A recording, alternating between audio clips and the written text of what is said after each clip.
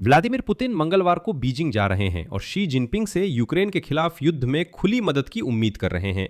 और यहाँ दुर्भाग्य से निराशाजनक खबरें आई हैं। न्यूयॉर्क टाइम्स के अनुसार व्लादिमीर पुतिन ने डोनाल्ड ट्रंप की बीजिंग यात्रा पर बहुत ध्यान दिया और क्रेमलिन ने इसमें नए अवसर देखे। ये अवसर क्या है, आइए इस एपिसोड में आपके साथ मिलकर समझते हैं, क्योंकि इस सवाल का जवाब हर उस चीज को समझाता है जो अभी हो रही है और यह भी बताता है कि आगे क्या होने वाला है। और यह भी कि ट्रंप बीजिंग से लौटने के बाद रूस पर यूक्रेन में युद्ध समाप्त करने के लिए दबाव डालने को लेकर कोई नया बयान क्यों नहीं दे पाए। मेरा नाम अलेक्सेई पेचिये है, आइए इस विषय पर साथ में चर्चा करें। लेकिन शुरू करने से पहले आपसे अनुरोध है कि इस YouTube चैनल को सब्सक्राइब करें और इस एपिसोड को लाइक करें। कृपया इस वीडियो के नीचे या एपिसोड के अंत में अपनी टिप्पणी जरूर दें। ये YouTube पर कंटेंट प्रचार के लिए जरूरी है, इसके लिए मैं आभारी रहूंगा। साथ ही टेलीग्राम चैनल पिछी न्यूज को सब्सक्राइब करें, लिंक डिस्क्रिप्शन में है। तो चलिए सबसे पहले मैं न्यूयॉर्क टाइम्स की एक महत्वपूर्ण उद्धरण को तुरंत आपके सामने रखता हूं। ईरान में युद्ध के बाद ऊर्जा के एक विश्वसनीय स्रोत के रूप में चीन के लिए रूस का महत्व बढ़ गया है। यही है वह मुख्य उद्धरण। अभी जो कुछ हो रहा है और आने वाले हफ्ते में क्या होगा, इसे समझने के लिए देखें मध्य पूर्व में हार्मुज जलडमरू मध्य बंद है। फारस की खाड़ी से तेल आ रहा है, लेकिन बहुत बड़ी रुकावटों के साथ, और चीन ने मुख्य रूप से वहीं से तेल खरीदा था। ब्रेंट कच्चा तेल की कीमत $100 से ऊपर है और गिरावट के संकेत नहीं है। इस स्थिति में रूस चीन के लिए लगभग एकमात्र बड़ा तेल और गैस आपूर्तिकर्ता बन गया है। साइबेरिया से गुजरने वाली पाइपलाइनों का संचालन, जैसा कि आप समझ सकते हैं, बिना किसी हार्मुज या स्वेज नहर के हो रहा है। व्लादिमीर पुतिन इसी तुरुप के पत्ते के साथ बीजिंग जा रहे हैं। जब तक ईरान पर प्रतिबंध है, रूस चीन को अपनी सस्ती तेल और सस्ती गैस से भर देने के लिए तैयार है। व्लादिमीर पुतिन शी जिनपिंग को क्या पेशकश कर रहे हैं, इसमें सबसे अहम है ऊर्जा संसाधनों का सवाल।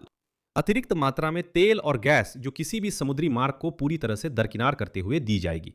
और जहां जरूरत हो, व्लादिमीर पुतिन, जैसा कि आप समझ सकते हैं, किसी भी तरह की पाबंदियों को तोड़ने के लिए तैयार है और यहां तक कि खुद को नुकसान पहुंचाकर भी व्यापार करने को तैयार है, बस बीजिंग की खुशामद करने के लिए। यही वो चीज है जिसकी चीन को अभी तुरंत जरूरत है। चीन अपने लिए ऊर्जा संसाधनों की स्थिर आपूर्ति के बिना अर्थव्यवस्था नहीं चला सकता। फिर पुतिन प्रस्ताव रखते हैं, हम आपके भरोसेमंद आपूर्तिकर्ता हैं, आपको छूट देंगे, सस्ता तेल गैस देंगे, आपकी सेवा करने को तैयार हैं, बस युद्ध में आपकी मदद चाहिए। पुतिन और क्या दे सकते हैं? दूसरा, वो सैन्य तकनीकें हैं, चाहे सुनने में कैसा भी लगे। अमेरिका के उप विदेश सचिव कर्ट कैम्बल के अनुसार, जिन्होंने पहले एक्सियस से बात की थी, रूस चीन को पनडुब्बी और मिसाइल तकनीकें सप्लाई कर रहा है। चीन रूस को सेमीकंडक्टर और पुर्जे देता है जो पश्चिमी प्रतिबंधों को दरकिनार करते हैं। ये अहम है। मैंने क्यों कहा कि पुतिन ट्रंप शी शिखर सम्मेलन पर ध्यान दे रहे थे? रूस चीन के बीच ये लेन देन जारी है और पुतिन इसे और मजबूत करने जा रहे हैं। और अब इस कहानी की सबसे दुखद बात, इससे पहले डोनाल्ड ट्रंप ने बड़े गर्व से कहा था कि अमेरिका ने चीन के लिए अमेरिकी कंपनी एनवीडिया से सेमीकंडक्टर और वीडियो कार्ड खरीदने की संभावनाएं बढ़ा दी है। इसलिए हैरान ना हो कि रूस पश्चिमी प्रतिबंधों के बावजूद माइक्रोचिप्स हासिल कर लेता है। तीसरा, यूक्रेन का सवाल। यहीं से सबसे अहम बात शुरू होती है।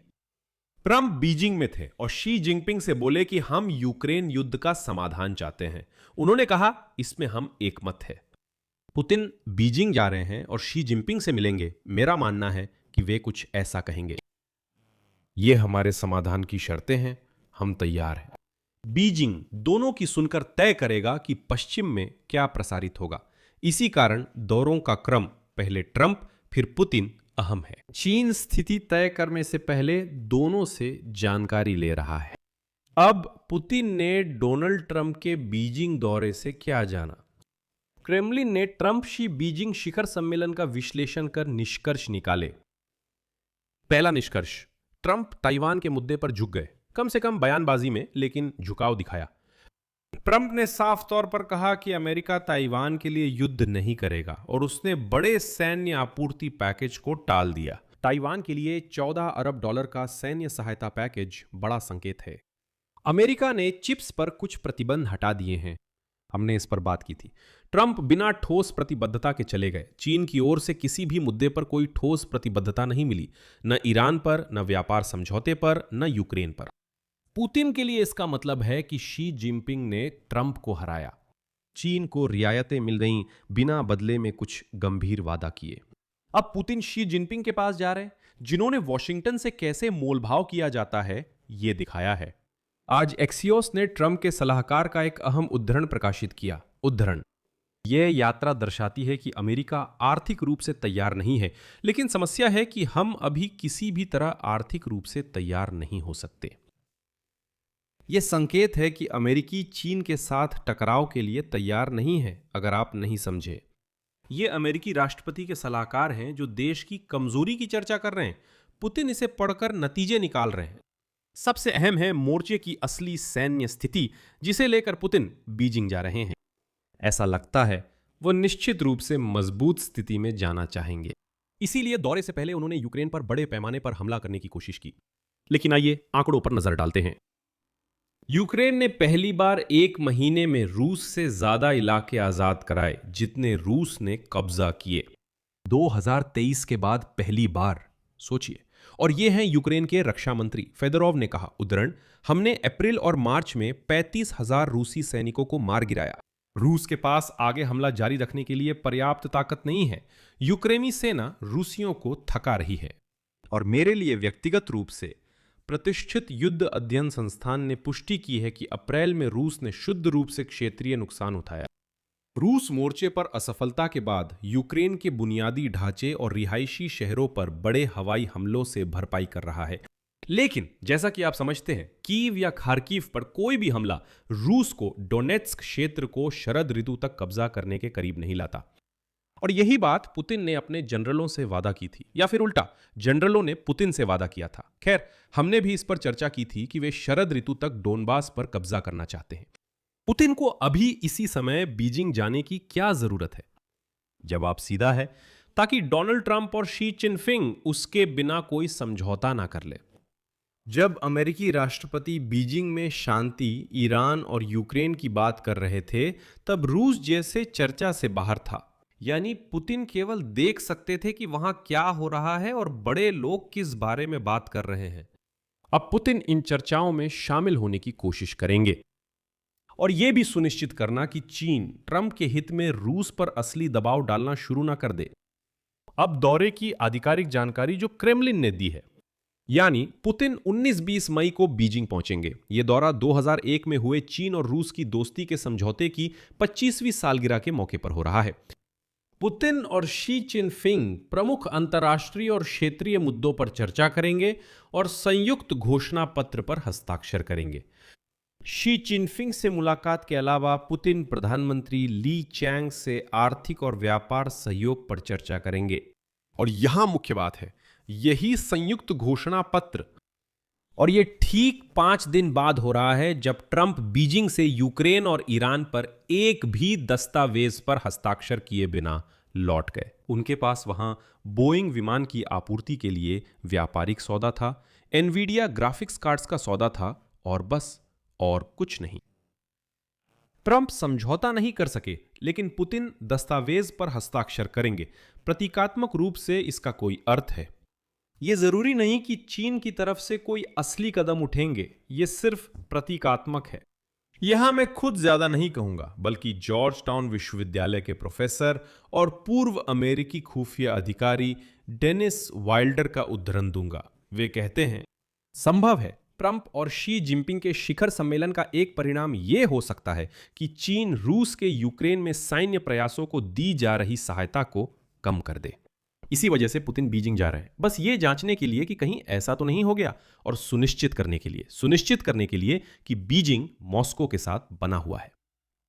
बीजिंग ने युद्ध के दौरान मॉस्को को उसकी रक्षा उद्योग के लिए हथियार और सैन्य घटक देने से इनकार किया है और पश्चिमी देशों पर यूक्रेन को हथियार देकर संघर्ष को लंबा खींचने का आरोप लगाया है। ये उनकी आधिकारिक स्थिति है, लेकिन असल में बड़ा विशेषज्ञ होने की जरूरत नहीं है यह समझने के लिए कि चीन वाकई मदद कर रहा है। और व्लादिमीर पुतिन फिर से चर्चा करने के लिए जा रहे हैं कि क्या ये आपूर्तियां बंद होंगी या नहीं। एक और संदर्भ है जो इस मुलाकात को समझने में अहम है। मैं याद दिला दूं, चीन ने अपनी कंपनियों को ईरानी तेल पर अमेरिकी प्रतिबंध ना मानने के लिए मजबूर किया था। उसने ईरान के विदेश मंत्री अब्बास अराकची का स्वागत किया था। इसका मतलब है कि चीन पहले से ही ईरान के मामले में वॉशिंगटन की नहीं सुनता। पुतिन किसी अनुरोध के साथ नहीं बल्कि ऐसे सहयोगी के पास जा रहे हैं जो अमेरिकी प्रतिबंधों को पहले ही अनदेखा कर रहा है। और ध्यान दे, चीन ने खुलेआम अमेरिकी प्रतिबंधों की परवाह न करने का आह्वान किया, लेकिन ट्रंप ने शी चिनफिंग से मुलाकात के दौरान इस बारे में एक शब्द भी नहीं कहा।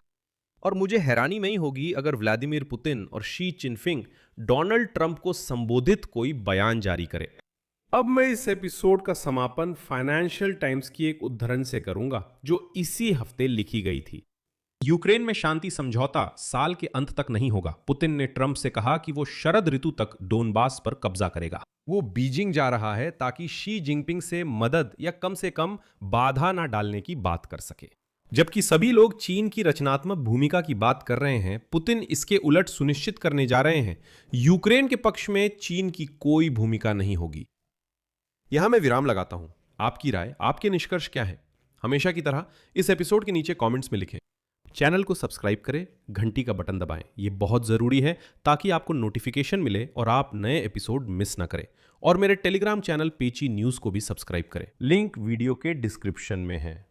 अगर आप इस YouTube चैनल के काम को सपोर्ट करना चाहते हैं तो आप डिस्क्रिप्शन में दिए गए किसी भी डोनेशन लिंक या डिटेल्स के जरिए ऐसा कर सकते हैं। बस इतना ही। अपना ख्याल रखें। सबको अलविदा।